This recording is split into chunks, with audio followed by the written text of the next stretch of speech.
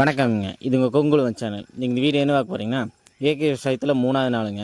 நேற்று பார்த்தீங்கன்னா என்ன பண்ணால் சாம்பலை புண்ணாக்கெல்லாம் இறச்சிட்டு ஒரு உழவு ஓட்டிகிட்டு இருந்தோங்களா.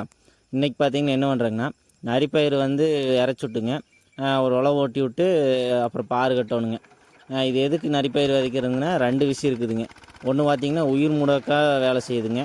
அப்புறம் பார்த்தீங்கன்னா காற்றுல இருக்கிற நைட்ரஜன் தலைசத்தை வந்து பயிருக்கு எடுத்து கொடுக்குங்க. 2 வேலை செய்யுது. அதனால தாங்க விதைச்சி விட்டு ஒரு உழவு ஓட்டி விட்டுங்க. அதுக்கப்புறம் கவுத்த பிடிச்சி பாறை கட்டி விட்டுர்லாங்க.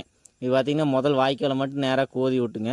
அப்புறம் கவுத்த பிடிச்சிங்க குச்சி அகல குச்சி வச்சு கோதிக்கலாங்க. இது பார்த்திங்கன்னா மேட்டுப்பாத்தி போடுறோங்க. 2.5 அடிங்க அகலம். மேட்டுப்பாத்தியோட அகலம் பார்த்திங்கன்னா 2.5 அடி.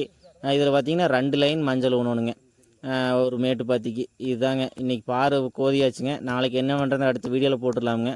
வீடியோ பிடிச்சிருந்தா லைக் பண்ணுங்கள், ஷேர் பண்ணுங்கள், கமெண்ட் பண்ணுங்கள். மறக்காம இயற்கை விவசாயத்துக்கு சப்போர்ட் பண்ணிடுங்க.